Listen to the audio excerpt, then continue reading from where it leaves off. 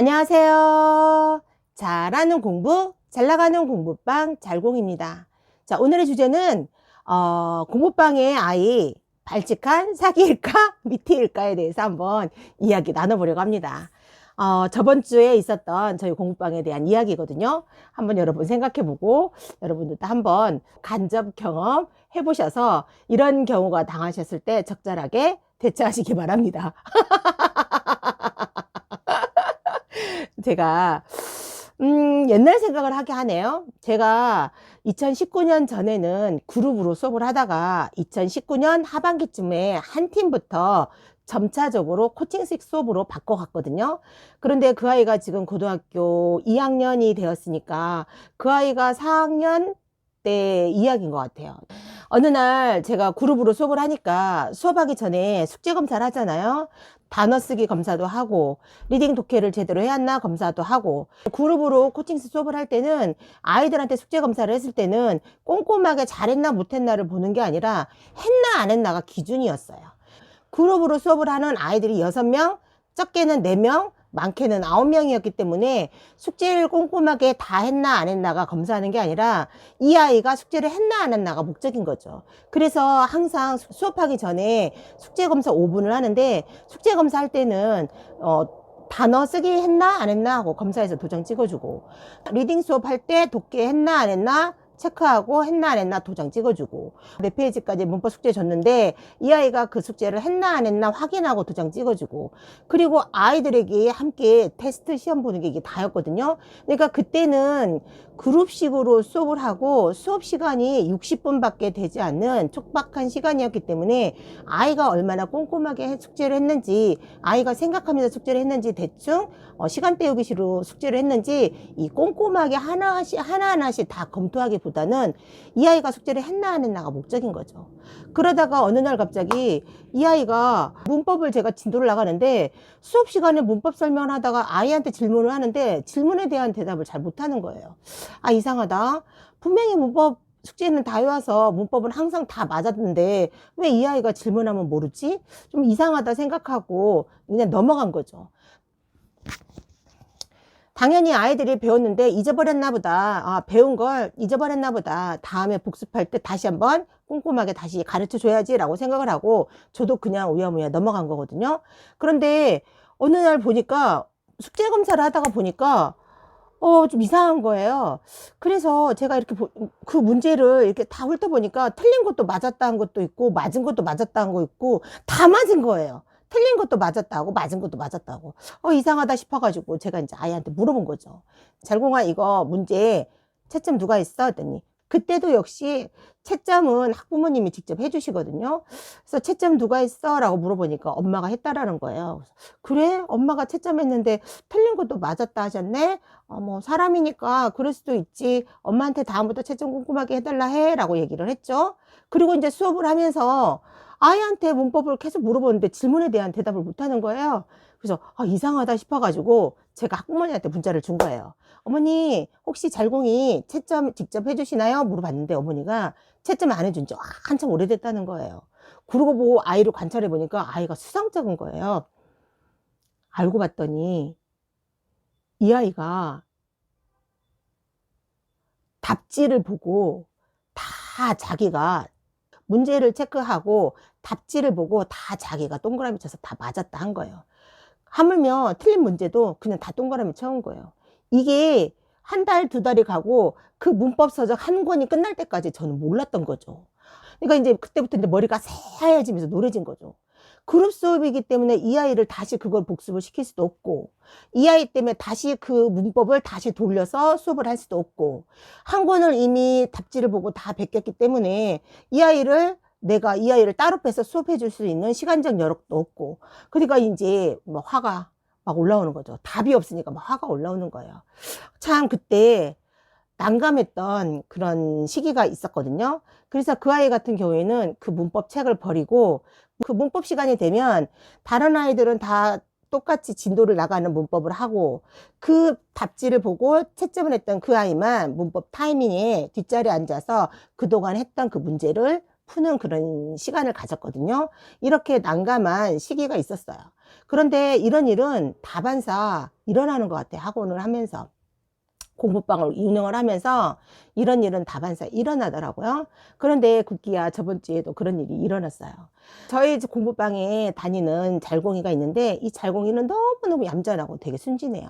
남자아이인데 남자임에도 불구하고 너무너무너무 부드럽고 너무너무 온순하고 너무너무 잘생겼어요. 그래서 제가 이 남잘공한테 소공자라고 부르거든요. 공자야 공자야 부르거든요. 소공자 소공자 불러요. 처음에 왔을 땐 입도 뻥끗하고 말 한마디를 못했었거든요. 너무너무 순진하고 어디 앞에서 말도 못하고 누가 옆에 친구가 이렇게 탁 때려도 왜 때려라는 말을 못할 정도로 그렇게 순진무구한 친구였거든요. 근데 이 친구가 지금 중학교 1학년이에요. 이 친구가 계속 문법 숙제를 안 해오는 거예요. 그래서 잘공아 왜 문법 숙제 안 해와? 그랬더니 아무 말 안 하더라고요. 그래서 오늘 월요일인데 못했으니까 수요일날 수업하러 올 때 꼭 해가지고 와. 추가해서 더 풀어와. 이렇게 얘기를 했어요. 그런데 이 아이가 그 다음에도 숙제를 안 해온 거예요. 그래서 제가 물어봤죠. 잘공아, 너 요즘에 월요일날도 숙제를 안 해왔는데 수요일은 오늘도 숙제를 안 해왔네? 월요일도 숙제를 안 해와서 봐줬는데 수요일도 숙제를 안 해와서 봐줬어. 그런데 이번에도 봐줄 수 있지만 또 숙제를 내줬는데 안 해오면 그 다음번엔 선생님이 봐줄 수가 없다? 다음번까지도 숙제를 해결해 오지 않으면 선생님이 너한테 화를 낼 거야. 그리고 엄마한테 전화가 갈 거야. 꼭 숙제해와 라고 얘기를 했어요. 그러면서 제가 이제 잘공이한테 물어봤죠. 아주 부드럽게. 잘공아, 내가 화 안 낼게. 내가 뭐라 안 할게. 내가 잔소리도 안 할 테니까 너 솔직하게 말해봐. 너 왜 문법 숙제 안 했어? 시간이 없었어? 요즘 학교 다니기가 힘들어? 이렇게 물어봤더니 잘공이 하는 말이 월요일이랑 어제 비잘공이 학교를 안 왔어요. 그래서 제가 비잘공한테 문법 문제 풀으라고 맡기지를 못했어요. 대박이지 않아요? 와, 그 비잘공이 누구냐면 저희 공부방에 1학년 때부터 와가지고 공부방에서 공부를 배우고 6학년이 딱 되면서 이 아이가 너무 잘하니까 엄마가 좀 더 큰 학원으로 보내고 싶다 해가지고 그 아이가 저희 공부방에서 나간 아이거든요. 그 비잘공이 저희 공부방에 나가서 대형학원에 가게 된 비잘공이거든요.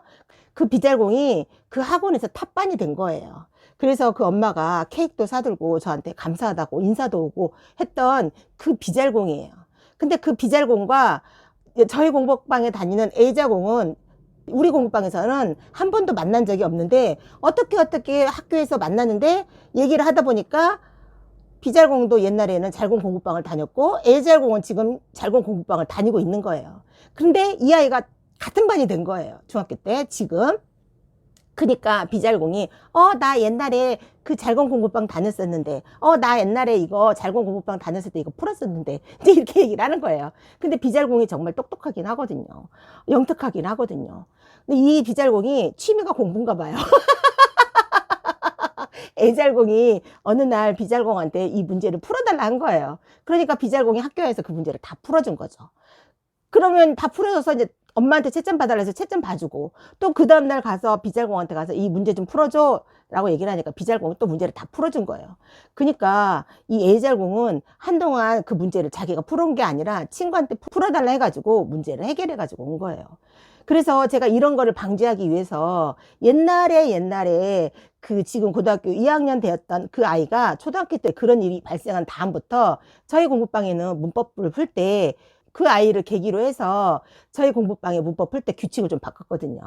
문법서를 풀 때 반드시 지문에 동사를 체크하고 전치사 명사를 묻고 옆에다가 반드시 직독짓기를 하고 문제를 풀어야 돼. 만약에 그렇게 문제를 풀지 않으면 넌 답지를 보고 했거나 친구한테 문제를 풀어달라 했거나 아니면 친구하고 교환해서 문제를 풀었거나 이렇게 간주할 테니 우리 공부방에 있는 아이들 모두는 문법서를 풀 때 문법서에 있는 영어 문장을 동사 체크하고 전치사 명사 묻고 그리고 직독짓기 하고 문제를 반드시 풀어야 한다는 규칙이 있거든요.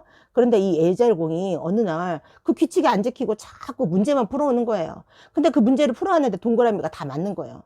제가 또 얘가 또 혹시 답지를 보고 있나 싶어서 물어보면 곧잘곧잘 대답을 하는 거예요. 그래서 자기가 풀었나 보다.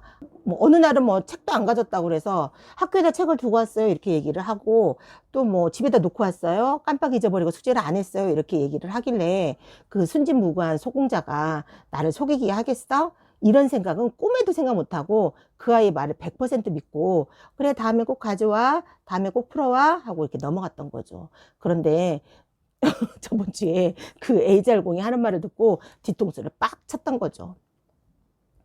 그 얘기를 듣는 순간 화가 확 올라오는데